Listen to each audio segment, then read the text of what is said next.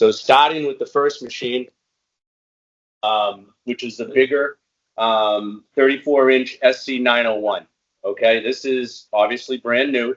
So what I really need the DMs to start doing, and you guys when you're in stores and giving me good feedback on is, I don't expect you to be working on these things, but I expect you to understand how they run and be checking for damage, because other than my techs, you guys are my eyes and ears out there.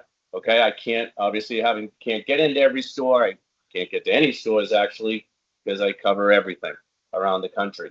So on this particular machine, one of the big things that I am seeing, one over here, one of the things that I'm seeing on this machine here is the SPs are removing the bumper wheels on the squeegee assemblies here, and they're removing the bumper wheels on the front deck. And that's obviously for them to get up closer and underneath things and go as fast as they can in the stores, but that's causing damage on the machines. Okay, so if you guys can look for that, and when you're in the stores, that's one of the key things that I really would like you to look at. On this particular machine, which one over the side? If you open up the waste tank on this particular machine, there's a debris tray in here. Okay, I need you to pop open the hood. This should be open, and I'll explain that at the end of each shift anyways, so it can dry out and not smell like a gym locker. This debris tray, if this is full of trash and debris, they're obviously not sweeping the floors. If this overflows or they don't keep this in the machine, which happens out in Chicago a lot, and some other areas, then stuff will get sucked into the vac motor, causing damage, service calls, down service, and then I do chargeback, and it becomes a problem. So I need you to look for this, make sure it's in the machine, make sure the machine is empty and flushed out at the end of each shift. And this should be either left open like this. If there's no room, it should be jocked up a little bit so it can dry out and not smell horrible. Okay. And on the front here, obviously, I really want these bumper wheels left on, because otherwise the whole deck gets destroyed. The front of the machine gets scraped and destroyed. And it's unacceptable as far as I'm concerned that they're running our equipment into doorways, cabinets, prep stands, whatever, if they got the speed up and they're going 100 miles an hour through the stores. Okay, they need to take care of this equipment like it's their own. And a lot of them aren't doing that lately. Okay, basically inside here, as always, batteries are the #1 issue. Okay, I don't know how many reports I send out to all you guys that batteries are bone dry when the techs show up, because the SPs aren't checking them at least once a week, minimum once a week. So if you guys can just take a peek when you're in the stores, please, put on rubber gloves, pop the battery, top off, just make sure the cells are covered.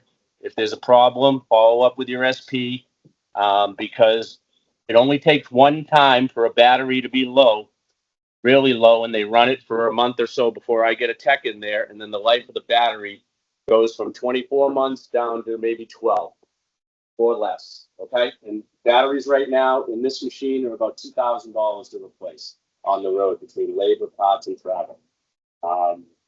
So it's something that we really, really need to be cautious on and up on to try and get as much time out of them as we can. Overfilling them is just as bad as not having water in them, because if they overfill them, then they bubble over when they heat, they completely rust and corrode the machine, then we run into more problems down the road.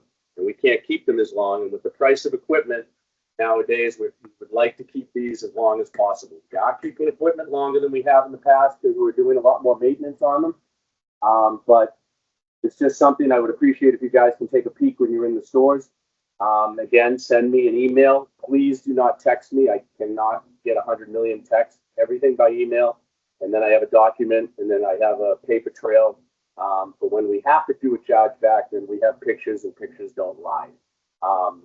So this is pretty much in a lot of our Wegmans and a lot of other stores. This is one of the bigger scrubbers that we buy now, and this is all we buy, along with the Tenet that we're going to get into right now. Other than that, obviously, make sure the hoses aren't all taped up in a mess. On the side here, this side cover, they tend to like to rip this off. If this stays off, this is where they fill it. Then someone will come by, and believe me, it happens, and they put a paper towel or something in there for some reason, and we get a call for no water, and we got to take the batteries out, flip the machine over. It's a nightmare. So this really needs to stay on and be secure. Other than that, it's a very simple machine. It's a good machine. One big thing on this particular machine, and I'll show it on a smaller one for Dustmore out in Chicago. When you're operating this machine, it's got a paddle assembly on it, and it's forward, obviously, backwards with your speed. They tend to go forward in full speed, and then when they go to stop the machine, they're pulling back on this. Okay? So I get calls all the time because, hey, the paddle assembly is not working. It's because after time, this gets broken. So when you see chargebacks and stuff like that, that's the reason. It doesn't happen on its own from normal wear and tear. Okay? Other than that, this machine's fairly simple. Does anybody have, I'm going to stop real quick. I'm talking real fast. Does anybody have any questions on this particular one real quick that I can follow up on? Bueller? Ferris Bueller? Anybody? I've got a question, Rob. It's Larry. What's the advantage of them taking the bumper wheels off the machine? Why do they do that? Because they can get underneath and up to areas closer, and they like to get right up against the edge of an end cap or something, or Okay. Prepared food areas or the fruit area, and they just can get under things or up against things, especially the bumper wheel on the front. This has been something that's been going on for years. This is not anything new. I get the same stores all the time. Techs go in to do a PM or something or a service call, and they're like, the bumper wheels are off again.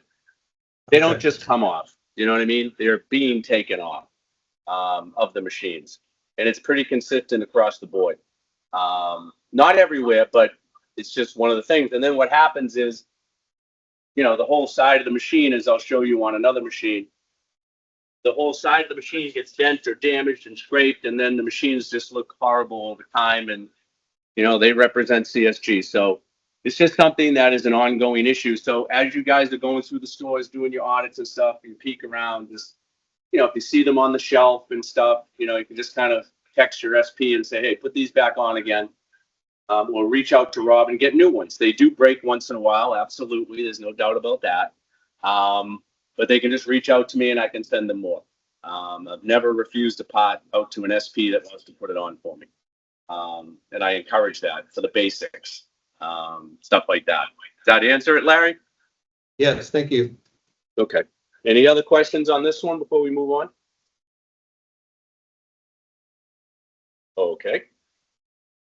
Okay, one other thing too is on the, this particular one does not have an onboard charger. The charger is obviously right here. So one thing that I do see a lot is when they disconnect, plug in the charger to the batteries, they inadvertently plug it into the wrong end and it doesn't charge the batteries. But I deal with that on a couple times a month, especially with new SPs.